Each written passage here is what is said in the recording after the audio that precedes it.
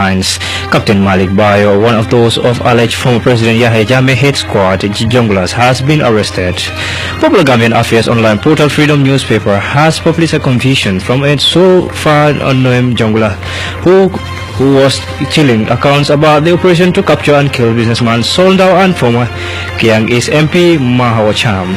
Supporters of the United Democratic Party in Brikama are deeply divided over the outcome of the recent UDP chairmanship primaries of the Brikama Area Council in the West Coast region.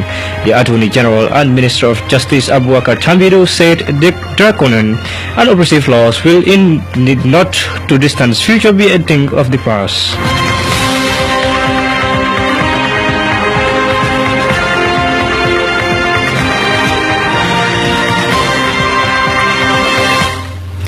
Be reminded that you're listening to SMBC News and Beats FM 88.5 and I am Omar Tijan Cham with your lead stories.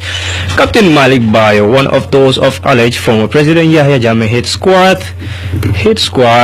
former President Captain Malik Bayo, one of those of alleged former President Yahya Jammeh hit squad, the junglers, has been arrested. Bayo has been accused of, among other things, killing a female soldier allegedly impregnated by former President Yahya Jammeh, and he is currently held in the custody. The suspect, who was arrested on Friday, will be investigated for the many allegations of murder and torture carried out by Jammeh's jugglers. Among the questions Bayo will likely face is an allegation that he had killed one Mariam Kamara and her husband at Hamza Barracks when Mariam's husband started making noise about her pregnancy, which Jammeh reportedly wanted her to keep in secret. Gambian Affairs online portal Freedom newspaper has published a confession from a so far unnamed juggler who gave chilling accounts about the operation to capture and kill businessman Soldau and former Kiang East MP Cham. Both Soldau and Cham used to live in Dakar, Senegal, prior to their capture. According to the Freedom report quoting the juggler, they were allegedly infiltrated by operatives of the Gambia regime in the name of Swandi Kamara and Babakol Jaju, who lured them into the trap of Jammeh on the pretext that they too were planning to topple Jammeh, not knowing that Swandi and Buakar were planted to infiltrate them. Now and Cham were lured into the southern provinces of Casamance by Swandi Kamara and Buakar Jaju.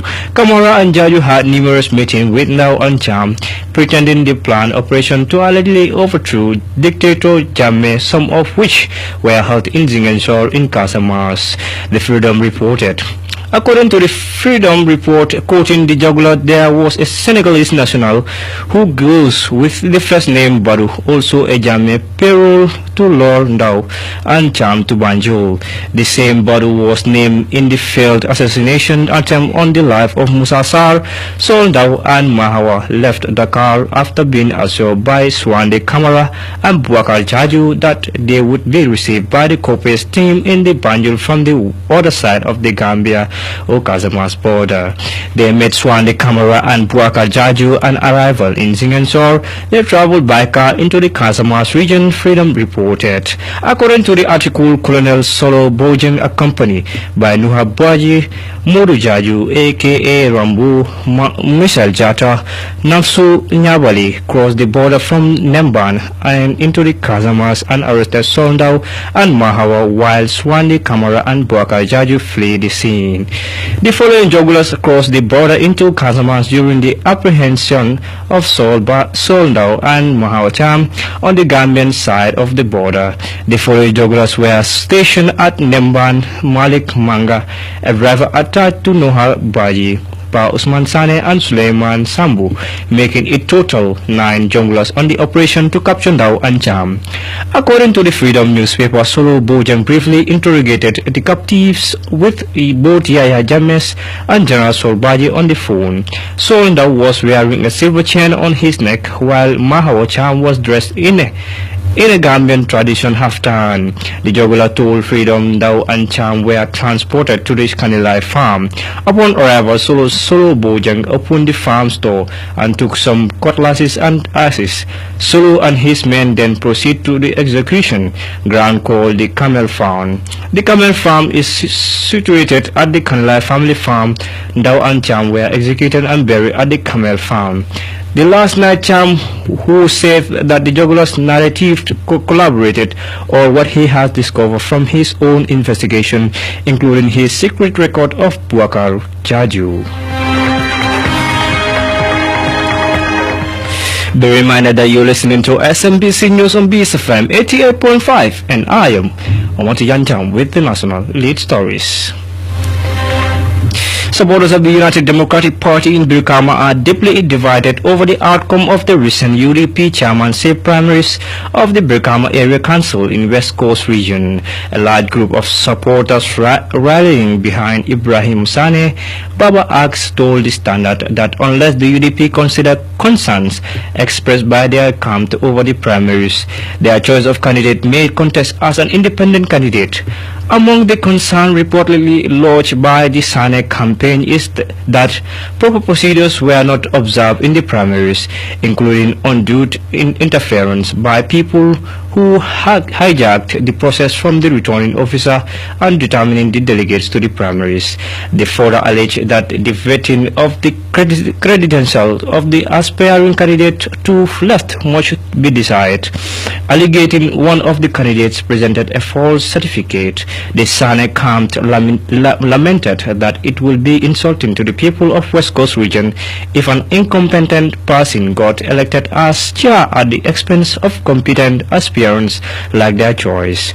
Mr. Sane himself not rich but a close campaign official of his confirmed that a petition has been sent to the UDP executive about the process of the first primaries. He said, "Those concerns are very important for the unity of the party in Brikama. Imagine if Sane had been chosen, even APRC would not dare contest the West Coast chairmanship, but they have now put up one because of the trend in the UDP's choice for candidates. In any case, we are waiting for a serious response to our protest, and we hope that the party leader will see the light," he concluded. In the first round of the primaries, one Sirif Sanko came first, followed by Fat Cham and Ibrahim Sane. Now, no new date has been set for the constitutions of the primaries.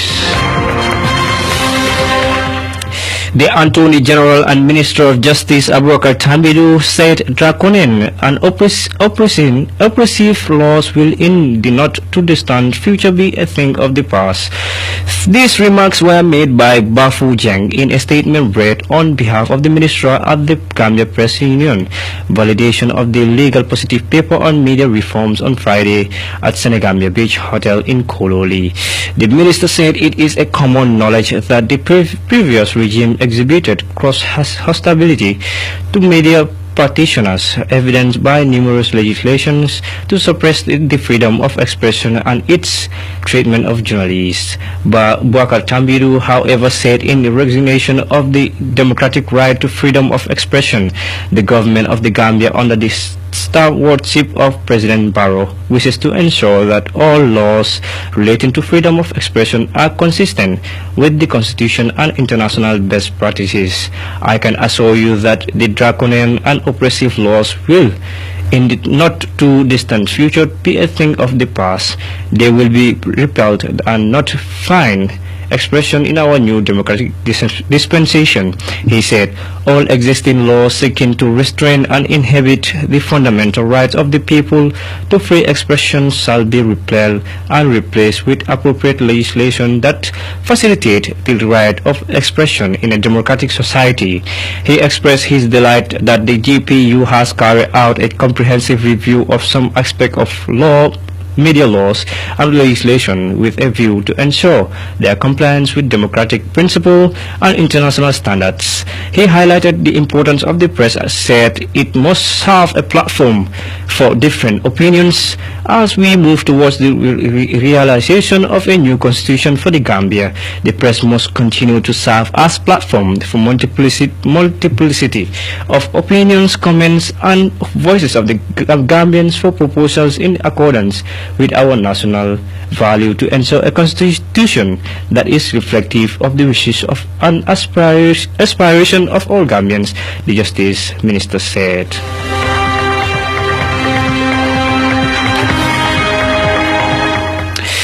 Be reminded that you're listening to SMBC News on BSFM 88.5 and I am Omar Tijan with the national and international lead story. And now stories beyond our borders. Hundreds of Myanmar soldiers are refusing to leave a Bangladesh border area where they have been since last week.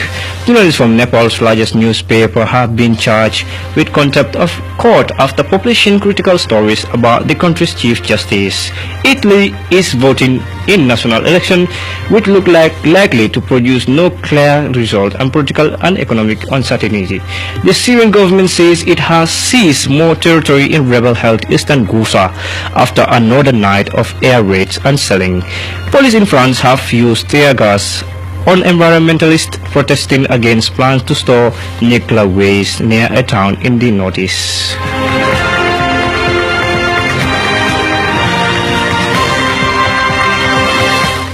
Hundreds of Myanmar soldiers are refusing to leave a Bangladesh border area where they have been since last week. Myanmar government says they are staying because of intelligence report of an imminent attack by Rohingya refugees. Critics say the troops' presence is intimidation and proof that repatriation to Myanmar is not an option. The sprawling Kutupalong camp near the Bangladesh-Myanmar border, home to nearly 600,000 Rohingya refugees. The majority have arrived since August. One refugee who witnessed the influx is Kamal Hussein. He's lived here since he was 2. His parents also fled violence in Myanmar in the 90s. My concern was people are coming to Bangladesh who'd never been here before. They don't know the place, they don't know anyone, they don't know the roads, where to go, what to eat, where to sleep. We first met Kamal in October after he set up a missing persons booth. In the scramble for survival into Bangladesh, many refugees became separated and disoriented. He reunited some 700 families in the first 2 months. But Kamal has closed the booth. It's no longer needed. Rohingya no longer stream over the border. They're settling into Kutupalong camp as home, just like he did some 20 years ago. My concern is I've been living here since 1998. I came from Burma when I was only a child. Now I'm 28, I'm still here. What'll happen to those who are coming now? I believe they'll suffer more. The Myanmar and Bangladesh governments have been negotiating over a repatriation deal that would return more than 700,000 Rohingya. But critics say Myanmar is not an honest broker. The government has deflected accusations of ethnic cleansing and even genocide and cannot be trusted to rehome the very people it pushed out. They say the latest troop build-up on the border is a hostile message for the Rohingya. Journalists from Nepal's largest newspaper have been charged with contempt of court after publishing critical stories about the country's Chief Justice. The case against the counterpart daily is being seen by the government critics as an attack on press freedom. Outside the Supreme Court, as representatives of Nepal's largest newspaper, the Kantipur Daily, arrived for the hearing. Security was tight and court authorities strict about who else would be allowed in. Sudhir Sharma is the newspaper's editor. This is not only a case of Kantipur, but of a larger case of press freedom in Nepal.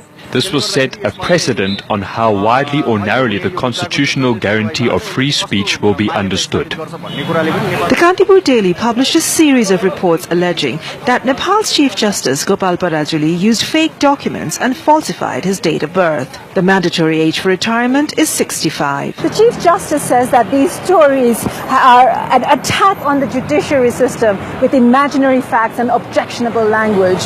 The Supreme Court, however, already has an ongoing investigation against the Chief Justice on the alleged charges of fake documents. Chief Justice Parajuli had issued an order for the newspaper to appear on charges of contempt of court. He also ordered the Press Council, a press watchdog body with government-appointed members, to pre-censor news against him. Constitutional experts say this sets a dangerous trend. The judicial self-restraint is very important part, for judges. Even if they cross the limitation of the self-restraint, there may be some sort of judicial anarchism. That restraint talks about the limiting role of the judges and the role of the judges to respect others' views, others' come in with regard to the judicial pronouncement, with regard to the judicial behavior. Italy is voting in national election which look likely to produce no clear result and political economic uncertainty. The anti-establishment five-star movement has topped opinion polls but is vowing not to go into coalition with one of its rivals. The Democratic Party, or PD, led by former Prime Minister Matteo Renzi, is pro-Europe and pro-immigration, but it's failed to engage younger voters. Luigi Di Maio is the prime ministerial pick of the Five-Star Movement, and that's an anti-establishment, anti-corruption party, which is set for a strong showing. Then there's the Lega Party, led by Matteo Salvini. It is Europe-skeptic and anti-immigration. And former Prime Minister Silvio Berlusconi returns with the centre-right Forza Italia party. He can't hold public office because of a tax fraud conviction, but could hold significant sway in a future coalition government if his party does well. Lawrence Lee reports from Rome. As the time arrived for voters to make their minds up, there was every sign there were as many people who simply couldn't decide as those with any sort of conviction. The party making much of the running is the Anti-Politician Party. Its 31-year-old leader held several part-time jobs before even entering politics. Five Star's entire proposal is to create a citizens' bloc in opposition to the corrupt excesses of the political class. But Five Star have vowed not to do a coalition deal with anyone else. And in a country in which you can't do government without a coalition, it leads many to wonder if they would prefer not to be in government at all. They want probably become the first political party to transform and to influence the transformation and the reconfiguration of political system without real government responsibility.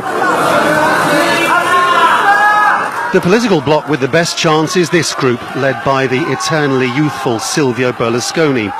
The 81-year-old appears to hold a magnetic attraction for his far-right allies, which have campaigned entirely around identity politics, blaming the European Union for what they see as an invasion of black people and Muslims from over the Mediterranean. The dream scenario for the anti-establishment right wing is this man as Prime Minister. Matteo Salvini wants mass deportations. Italy first, he says. Anyone who arrives here illegally must be sent back. If we keep welcoming them and look after them, the state will collapse. It doesn't work economically or socially. But if the polls are accurate, the far right might not get enough votes for a stable government. Many Italians are revolted at the idea of Berlusconi choosing the next Prime Minister. So what then? The Syrian government says it has seized more territory in rebel-held Eastern Ghouta after another night of air raids and shellings. At least 674 people are believed to have been killed in the Baisek enclave during the past 2 weeks. Despite the pleas of humanitarian organization, the United Nations has been unable to deliver aid to 40,000 Baisek residents. The UN says collective punishment of civilians is simply unacceptable. People on the move, fleeing advances made by pro-Syrian government forces. They packed whatever they could carry, and headed towards towns closer to the center of eastern Ghouta. Displacement is adding to their suffering. Pro-government forces are advancing inside eastern Ghouta. Since Friday, they've seized at least 10% of the 110 square kilometer enclave. They are moving in from the eastern side, forcing people to pack whatever they can and move to other areas away from the front lines. People are seeking shelter in towns closer to the center. Displacement is adding to their suffering. The ground offensive began just over a week ago. The territory taken is not heavily populated. It's mainly farmlands which are hard to defend. Pro-government forces want to control the Douma-Shifonia road, which would cut rebel supply lines, cut off the main town of Douma, and split the opposition-held pocket in half. The assault is not just from the ground. Airstrikes and shelling are targeting towns throughout the besieged rebel stronghold. The bombing may have lessened since the 5-hour daily pause in the fighting ordered by the Russian government came into effect on Tuesday, but civilians continue to be killed. It's one of the deadliest offensives in the almost 8-year conflict. The death toll is now more than 650. Rebels have been retaliating by firing mortars into the Syrian capital, killing almost 30 people in the past 2 weeks. The ability of the opposition to threaten Damascus is one of the reasons why the pro-government alliance wants to recapture eastern Ghouta. It is the last major opposition-controlled area close to the government's seat of power. If pro-government forces take it, then there will be only one small pocket of territory south of the capital out of the government's control. Police in France have used tear gas on environmentalists protesting against plans to store nuclear waste near a town in the northeast. The two groups clashed in a field near the proposed site. Protesters are upset by plans to place nuclear waste 500 meters below the ground. The anti-nuclear protesters found their progress blocked by the police as they approached the forest site where high-level radioactive waste is scheduled to be buried in underground bunkers. Nuclear power supplies 79% of the energy to the French grid, more than any other country in the world. Most of the demonstrators were wearing face masks to hide their identities, but their message was clear. It's a fight that needs to be global, because nuclear waste comes from all over France, from all over Europe. We are just starting a long battle against the nuclear trash and the world it represents. The protesters moved into the surrounding fields to try and escape the police blockade, but they were driven back repeatedly by volleys of tear gas.